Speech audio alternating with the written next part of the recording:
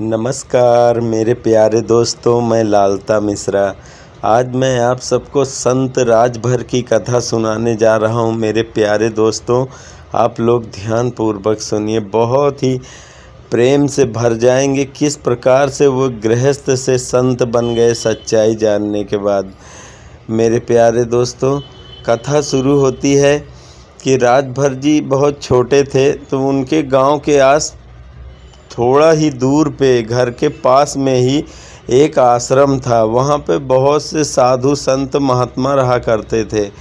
जब राजभर छोटे थे तब खेलते खेलते वो आश्रम तक चले जाया करते थे, और उस समय आश्रम के जो संत महात्मा थे वो सब योगा अभ्यास और बहुत सारी कलाएं उसमें किया करते थे, जो राजभर को बहुत पसंद आती थी। फिर राजभर जब भी उसको मौका मिलता तो वहीं आश्रम में पहुंच जाता और साधु संतों की सेवा करता, और उन्हीं के साथ वो भी योग आसन व्यायाम सब करना सीखता। धीरे धीरे उसकी रुचि संत महात्माओं में बढ़ने लगी और घर का कोई भी काम ना करते। जब भी अपना स्कूल से आते राजभर और बस वहीं आश्रम में चले जाते। थोड़ा बड़े होने लगे राजभर तो क्या होता, घर का कोई भी सामान होता वो ले जाके महात्माओं के आश्रम में दे आते। कोई भी खाने पीने की चीज़ रखी रहती घर में, उसको उठा के ले जाते और वहाँ आश्रम में साधु संत महात्माओं को दे आते।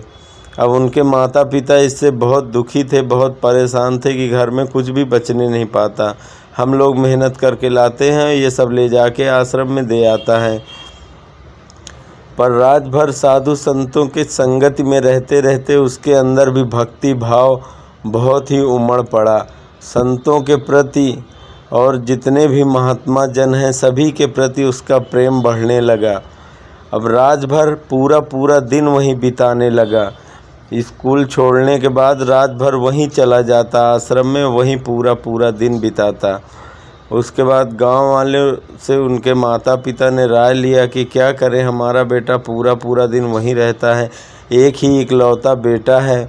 ब्राह्मण जी थे कि एक ही इकलौता बेटा है हमारे, वो भी अगर संत महात्मा बन गया तो मैं क्या करूँगा, कैसे मेरा वंश चलेगा, कैसे मेरा परिवार आगे बढ़ेगा।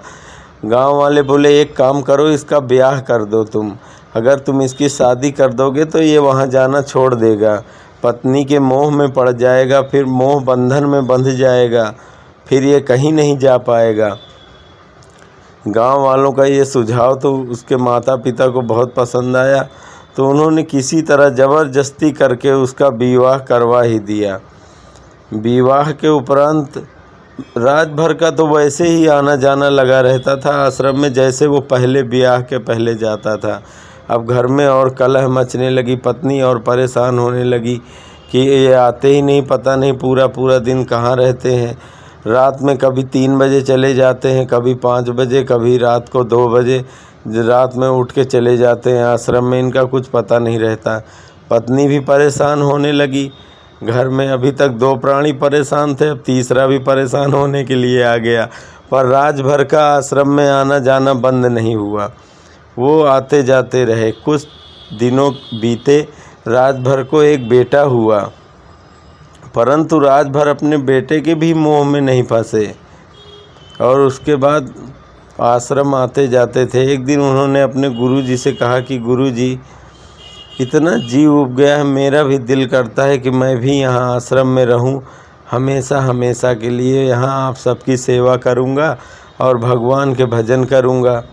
गुरुजी बोले, ये तो अति उत्तम है, तुम एक तो जात के ब्राह्मण भी हो और साधु संत बनोगे, सत्कर्म करोगे, पुण्य बढ़ेगा, इससे संसार में सुख समृद्धि आएगी, ये तो और अच्छी बात है। बोले ठीक है गुरुदेव, लेकिन मैं क्या करूं, मेरे पत्नी मेरे भरोसे चल रही है, मेरे माँ बाप को मैं अगर ना रहूँगा तो उनका सहारा कौन बनेगा। अभी मेरा एक छोटा सा बेटा है, उसको कौन पढ़ाएगा लिखाएगा। मैं अगर बन जाऊंगा तो सारे लोग मुझसे बहुत प्रेम करते हैं, मेरे माँ बाप का मैं इकलौता बेटा हूँ, अगर मैं ना रहूँगा तो मेरे माँ बाप तो रो रो के मर जाएंगे बेचारे।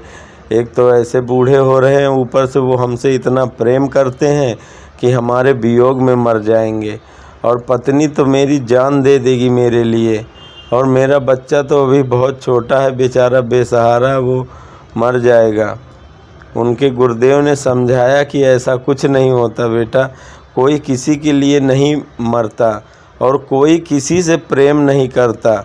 जब तक आपसे उनका स्वार्थ चल रहा है तब तक वो आपसे प्रेम करते हैं। जिस दिन आपका स्वार्थ समाप्त हो जाता है वो दिखावटी प्रेम भी धीरे धीरे समाप्त हो जाता है। इसलिए ये संसार सब स्वार्थ से प्रेम करते हैं। तू तो घर द्वार छोड़ दे और यहीं आके प्रभु का भजन कर। पर बोला नहीं गुरुदेव, वो लोग मुझसे बहुत प्रेम करते हैं। गुरुजी ने कहा कि ठीक है, अगर तू नहीं मानता तो मैं इस बात को प्रमाणित कर देता हूँ कि तुमसे कौन कितना प्रेम करता है। तुमने हमारे यहाँ आश्रम में योग विद्या तो सीख ही ली है, प्राणायाम की, सांस चढ़ाना ऊपर को। तुम सांस चढ़ा के आँखें खोल के बैठ जाना, लेट जाना, ऐसे लगना कि जैसे तुम हो ही नहीं, मर गए, और फिर मैं आगे देख लूँगा। बोले ठीक है गुरुदेव। घर गए आराम से।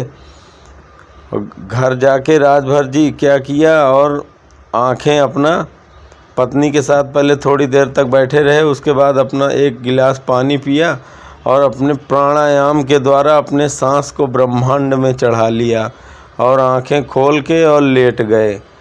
अब पत्नी ने देखा कि अरे इनको क्या हुआ, अभी तक तो ठीक ठाक थे।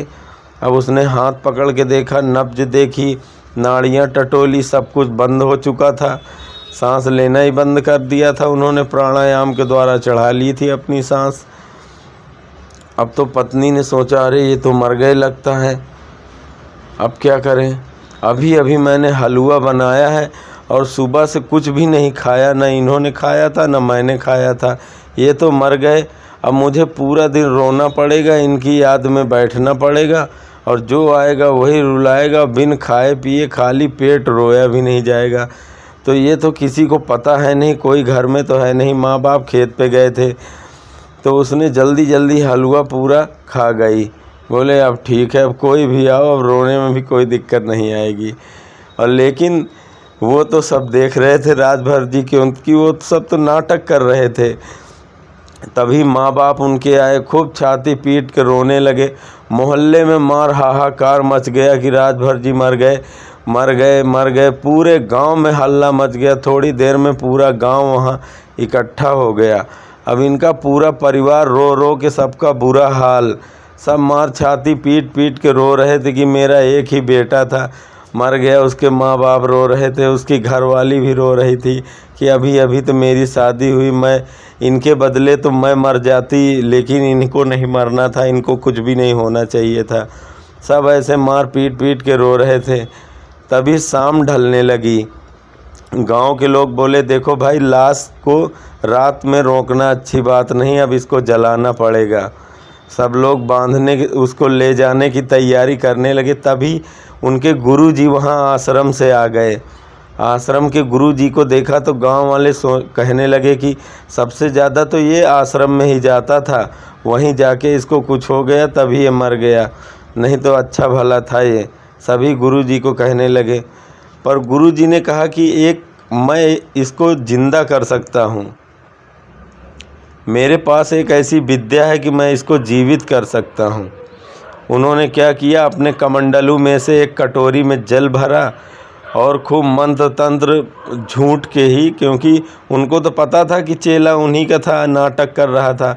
ऐसे ही अपने 2-4 मंत्र पढ़े और जल में फूंक मार दिया बाबा जी ने, और बोले कि अगर इसको जो भी पी लेगा ये जीवित हो जाएगा, लेकिन एक शर्त है, जो इसको पिएगा वो मर जाएगा लेकिन ये जीवित हो जाएगा। अब जितने लोग वहाँ रो रहे थे उसको, सब चुप हो गए ये सुन के कि कौन पिएगा इसको। सारे लोग जो अपना दुख दर्द जता रहे थे वहाँ पे, सब धीरे धीरे खिसकने लगे कि कौन पिएगा इसको। उसके माँ बाप से बोले गुरुदेव भगवान कि बताओ, तुम्हारा तो इकलौता बेटा है, तुम्हारी तो उम्र भी बीत गई, तुम पी लो, तुम मर जाओगे, तुम्हारी तो उम्र बीत गई, तुम्हारा वंश चल जाएगा, तुम्हारा एक ही बेटा है। अरे बोले नहीं महाराज, मैं क्यों पी लूँगी, वैसे भी ये मेरा बेटा किसी काम का नहीं था, पूरा दिन वहाँ आश्रम में बैठा रहता था। घर का तो सारा काम हम ही 2 आदमी करते थे। वैसे भी ये किसी काम का नहीं था, हम इसके बदले मैं क्यों मरूंगा? अभी तो मेरी बहुत उम्र पड़ी है, अभी तो हम लोग बूढ़े थोड़े हो गए हैं। माँ बाप ने तो साफ मना कर दिया, बोले भाई हम तो नहीं मरेंगे, हमारी ज़मीन जायदाद बहुत पड़ी है, हम खेती बाड़ी अभी कर लेंगे, हमारे शरीर में जान है, मैं तो नहीं पीऊँगा ये जल। पत्नी के पास गए, पत्नी ने भी साफ मना कर दिया। पत्नी ने कहा कि अभी क्या मेरी उम्र बीती गई है, अभी तो हज़ारों पति मिल जाएंगे मुझे ये नहीं पीना है, मुझे नहीं मरना है इसके बदले में। पूरे यार दोस्तों की तरफ बाबा जी ने देखा कि कोई यार दोस्त मित्र जो इसका खास हो कि तुम पी लो ये जीवित हो जाएगा, कोई पीने को राज़ी नहीं। धीरे धीरे सारे लोग जाने को वहाँ होने लगे, छुपने लगे, एक दूसरे के पीछे छुपने लगे। कौन पिएगा? ये तो सब फालतू दुख दिखाने आए थे वहाँ पे लोग।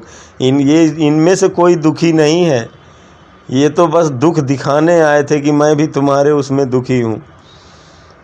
सब एक दूसरे के पीछे छुपने लगे। बाबा जी ने कहा कि मैं पी लेता हूँ, मेरे आश्रम में आता जाता था, इसलिए इसकी मृत्यु हुई, इसलिए मैं पी लेता हूँ। अब सबकी आंखों में चमक आ गई। हाँ बाबा जी, अरे महात्मा का तो इसीलिए महात्मा बनते ही हैं, परमार्थ के कारण ने साधु धरा शरीर। आप तो बड़े पुण्य आत्मा हैं बाबा जी, आप पी लीजिए। बाबा जी ने कहा कि मैं पी तो लूँगा, क्या पता मैं भी बच जाऊँ, लेकिन एक शर्त है, अगर ये जीवित हो गया तो फिर अब यहाँ नहीं रहेगा, ये हमारा हो जाएगा हमेशा के लिए। अब घर वालों ने बहुत मन में पत्थर रख के, क्योंकि अभी ज़िंदा करने के लिए कोई पास नहीं आया, अब जीने के बाद हक जताने का अधिकार किसके पास रहा, इसलिए मन में पत्थर रख के लोगों ने कहा ठीक है महाराज, कोई बात नहीं, तुम्हारे पास रहेगा, देखता रहूँगा, इसी से तसल्ली कर लूँगा, पहले भी ये तुम्हारे ही यहाँ रहता था।